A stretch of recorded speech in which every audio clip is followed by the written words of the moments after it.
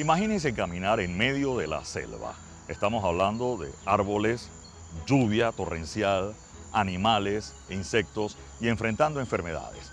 Y no solo caminar, sino que llevas y tienes que custodiar el tesoro más valioso del rey de España a lomo de mula. Además de eso, esta sería la primera obra de ingeniería, la primera autopista transísmica. Estamos hablando del Camino Real. Acompáñenme en otro episodio de la Ruta Colonial Transísmica.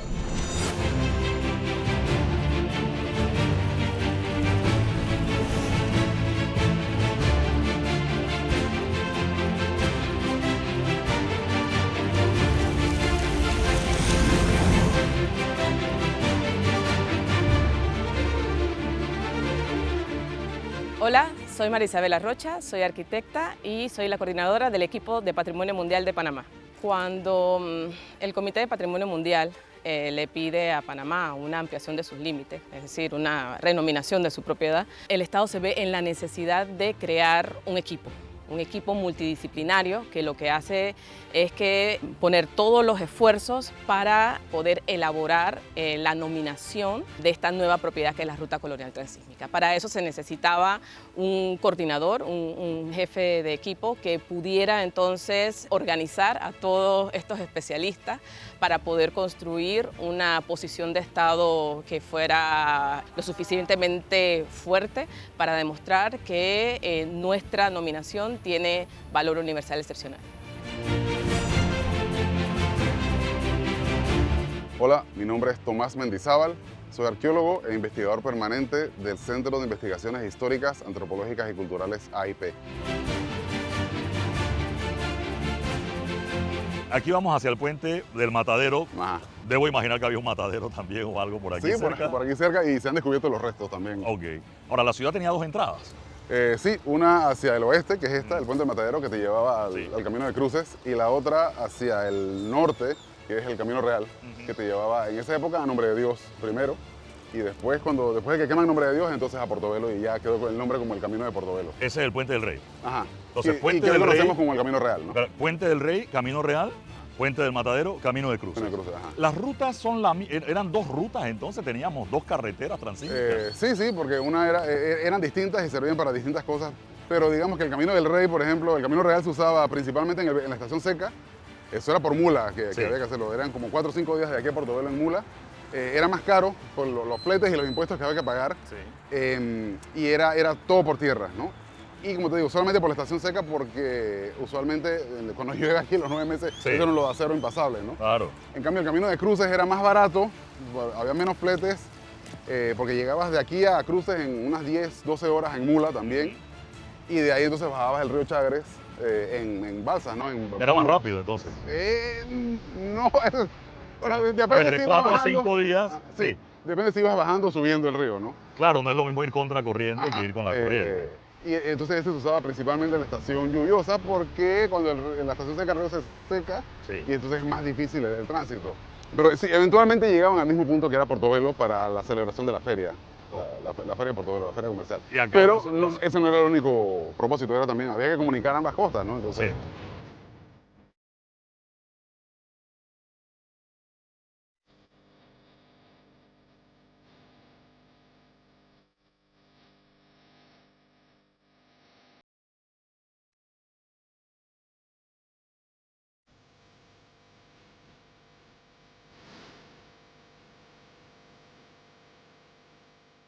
digamos que para el comercio intercontinental, la ruta intercontinental de Panamá era básicamente llevar plata americana, en el caso de Panamá, plata del Perú, hoy Bolivia, plata del Perú hacia España.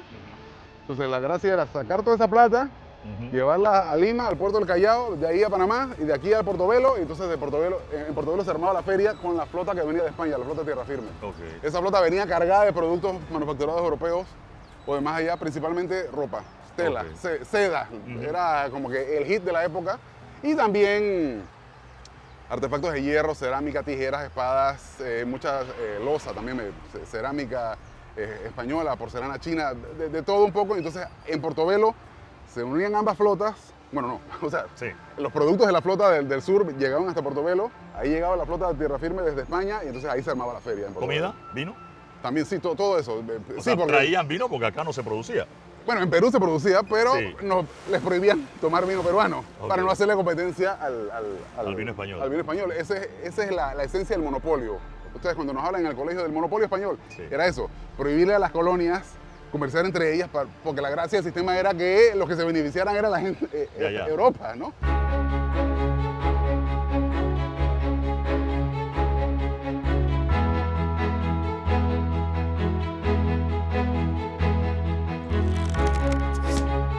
Mi nombre es Mateo Mecha Ruiz, soy nocó de la comunidad de Emberá-Drua dentro del Parque Nacional Chagres. Es bueno recalcar lo que es el camino real. Pasaron muchas cosas entre la parte persona occidental y lo nativo. En este caso, el grupo en ese entonces era conocido como el cacique Chagres. Ahí es que viene, pues ahí es que los historiadores pusieron Río Chagres, pero básicamente, generalmente fue un cacique que luchó contra la colonia, porque ya ustedes lo saben que eso, ya con los piratas y cosas así, pues el camino del cruce, eso sí, el trabajo se hizo fue entre los esclavos, los indígenas y también entre indígenas y negros, porque esa piedra ellos llevaron de aquí, de este río. Pero este material, sí, en realidad, esto tampoco no es concreto, es un material que aquí pasaba, o sea, antes se veía herradura de caballos, inclusive hasta las carretas, ¿no? Se veía. Se ve clarito que en realidad ese acontecimiento fue y sucedió en este lugar.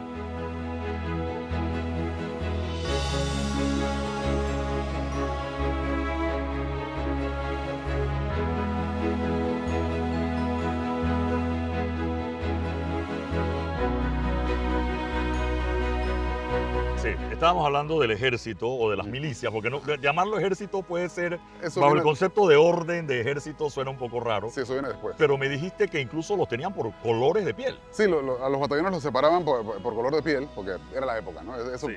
así funcionaba. Era un batallón de blancos, el batallón de pardos, el batallón de mulatos y de bozales, por ejemplo.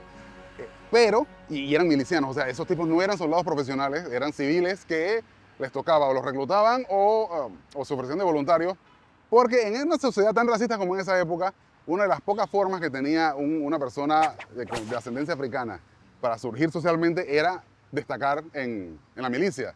Entonces, por ejemplo, hay un caso muy famoso en Portobelo, cuando en 1744 ataca el capitán King Hills, el tipo bombardea el Portobelo, lo destruye casi todo, y el más destacado defensor de Portobelo fue el que le llaman el capitán Firifiri, que ese nombre tiene que ver algo... Firifiri era alguna cosa. Ajá, que todavía usamos ese Sí, término, era bien Firifiri flaquito, es ¿no? alguien que Ajá. está muy flaquito. Bueno, el capitán Firifiri él era un negro, no recuerdo si era esclavo recién liberado o si era ya portobeleño, pero los capitanes españoles reportan lo valerosa que fue la defensa del capitán, que se destacó más en bombardear de vuelta al barco inglés que estaba bombardeando Portobelo que los propios escuadrones de blancos españoles.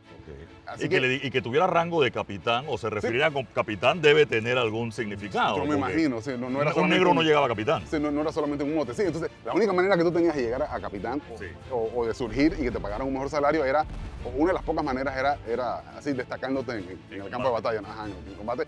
Y en esa época o sea, Panamá Sí. fue un país en guerra mucho A ver, los negros no podían portar armas. O sea, no se les permitía que se armaran, pero ¿cómo los metes a un ejército? Esas son las contradicciones de esas reglas de la colonia, ¿no? Desde muy temprano estaba formalmente prohibido que los negros portaran armas. Pero si el 80% de tu ejército es de gente de color, pues ¿qué vas a hacer? O sea, tenías que armarlo, ¿no? Tenemos mucho más que conversar, pero eso lo veremos en otro capítulo de la Ruta Colonial Transísmica.